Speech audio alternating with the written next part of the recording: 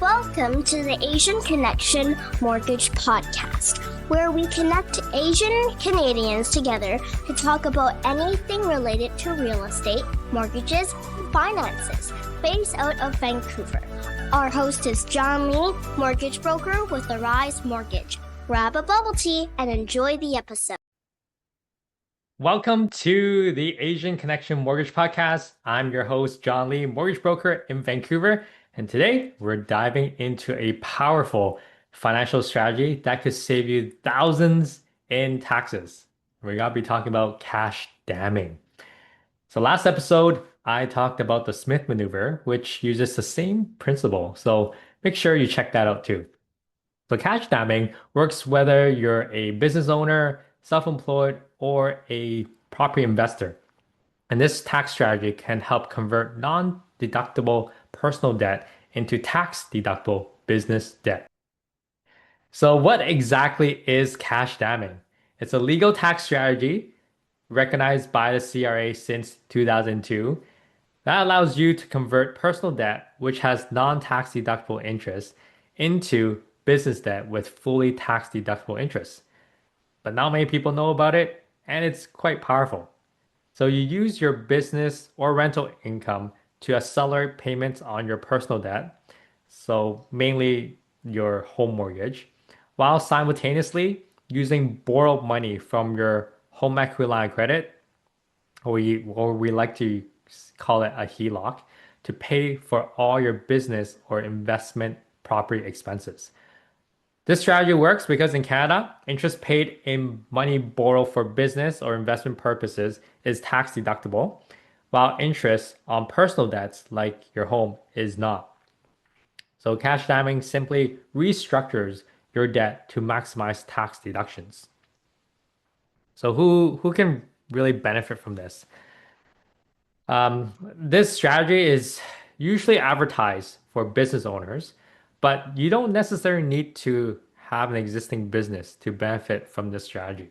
So we'll discuss that later because there are ways for individuals to implement a variation of this approach. But here's the ideal candidate for cash damming. So generally, if you're a high taxable income, so what I'm trying to say is if you make a lot of money and if you're at a very high marginal tax rate, you'll benefit from this a lot because if you can write things off, that means you pay a lot less taxes. Cash damming is also for someone who has a large personal debt, mainly like a mortgage and that can't be written off.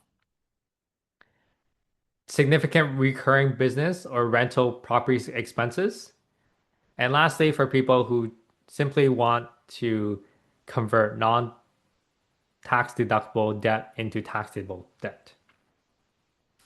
So let's go over the step-by-step and the basic structure of cash damming.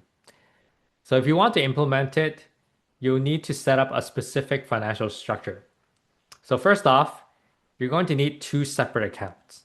So one account will be your business account where all your business or rental income is deposited. And your second account is your personal account for your personal expenses.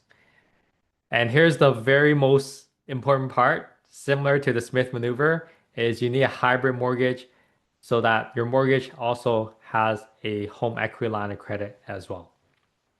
So here's a step-by-step process. So number one, first step, deposit all your business or rental income into your business account. Then once it's in the account, transfer this into your personal account.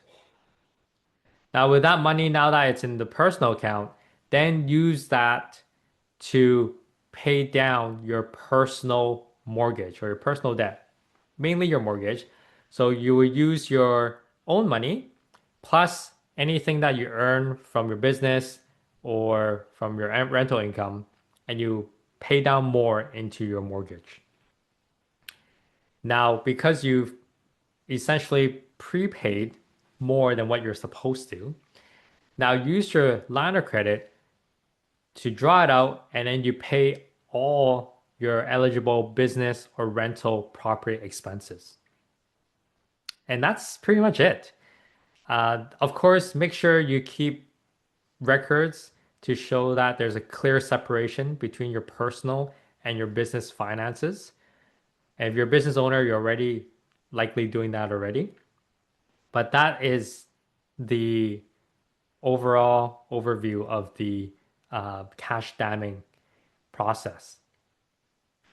So here's an example of how someone may take advantage of it. So I'm going to use some numbers so that you can see it more clearly on what it looks like and then also the savings as well.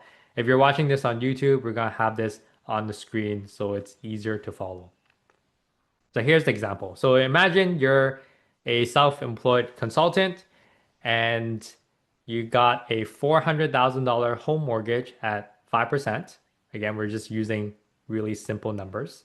Your monthly business expense is $3,000. And then your annual business revenue is $150,000. So without cash damming, your situation would likely look like this. You pay your $3,000 monthly business expenses directly from your business income. You make your regular mortgage payment of about, say, $2,300 per month. And at the end, you're going to have about $115,000 of interest portion of your mortgage payments that is not tax deductible. Now, with cash damming, here's where the magic comes. So first, you're going to deposit your business income into your business account, and then you're going to transfer into your personal account. Now, instead of using that $3,000 of this for business expenses, you add the $3,000 to your regular mortgage payment. So now you're prepaying and you're topping up to $5,300 per month to your mortgage. Now, because you prepaid more, your home equity line of credit has more credit limit, and you can draw out from your home equity line of credit $3,000, and then you use it to pay your business expenses. If you do this after 1 year, you would have paid down an additional $36,000 on your mortgage principal. And then you would have created a $36,000 of new tax deductible debt on your home equity line of credit. And at a, say, 40%, so pretty high marginal tax rate, the interest on this $36,000 saves you around $720 in taxes the first year. And of course, that's just 1 year, and these savings compound year after year as you continue with the strategy. And just rough numbers over, say, a 10-year period, assuming your business expenses remain constant, you could convert around $360,000 of non-tax deductible mortgage debt into tax deductible business debt, which will save you tens of thousands of dollars in taxes. So that was an example for those who have a business or you're a consultant, business for self.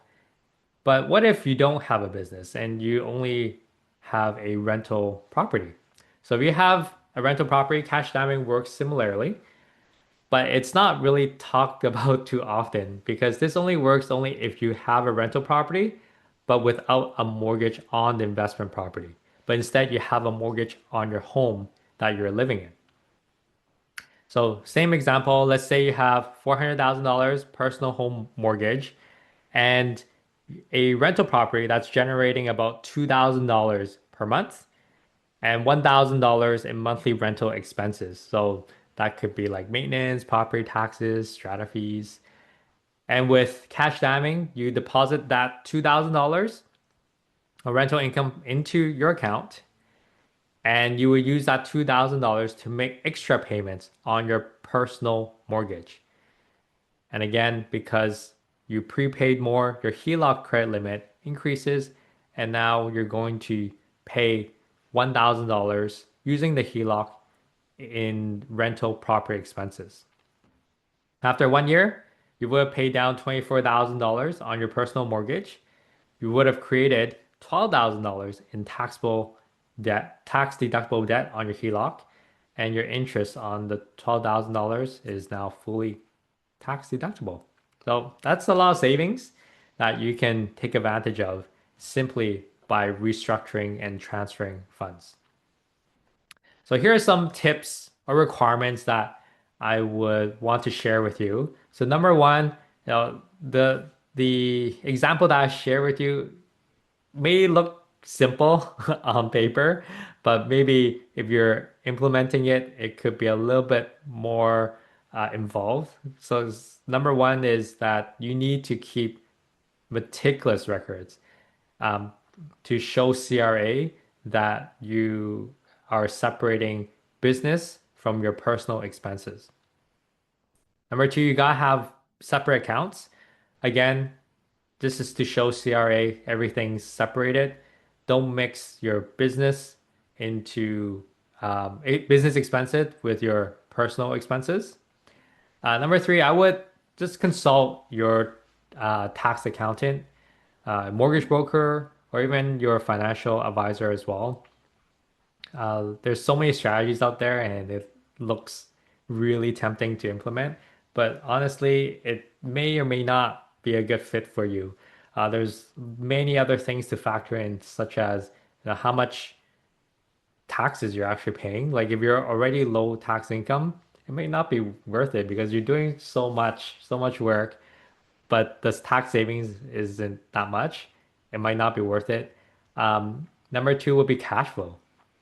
So similar to the Smith maneuver, yes, you are prepaying the mortgage, but because you're borrowing money from your HELOC, that also requires a payment as well. So uh, if you're cash flow negative on your investment property, which can happen for properties in Vancouver or Toronto, this strategy might not work for you. You actually need quite a lot of cash and you make a lot of money to fund this system. Uh, Number four, you're going to need sufficient equity. So because we're pulling out from the home equity line of credit, we need to make sure that there's a credit limit on it so that we could draw back out. On top of that, you also need a HELOC to implement this. So make sure, very first step, if you want to do this and you don't have a mortgage yet, set it up as a hybrid mortgage. Very important. You gotta be consistent, disciplined. So if the example I gave you is like, oh, in 10 years, no, this is all the savings you're gonna get. Well, that also means for the next 10 years, you gotta make sure you're consistent and disciplined on all your record keeping. Because if CRA audits you, the first thing they're going to want to see is whether or not the expenses that you are claiming are actually business expense, which can be tax deductible. If it's all personal, that might not work. And lastly is just make sure that you review your strategy because interest rates may differ.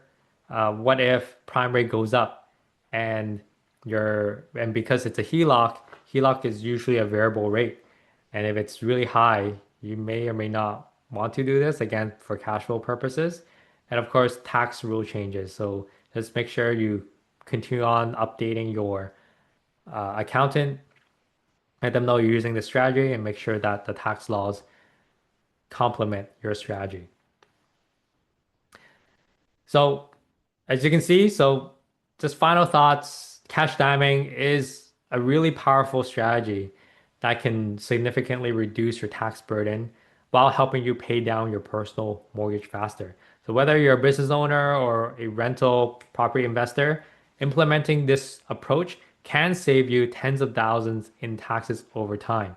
But as always, consult with a qualified tax and financial professional before implementing any tax strategy. If you would like to learn more about cash damming or discuss how it might work in your specific situation, feel free to reach out. And My information is in the show notes. Feel free to email me and set up a time, and I'm happy to chat. So thanks for listening, and we'll see you next time. Thank you for tuning in. If you enjoyed today's episode, please consider giving us a review and subscribing to our podcast on your favorite platform. Thank you for listening, and we'll see you next time on the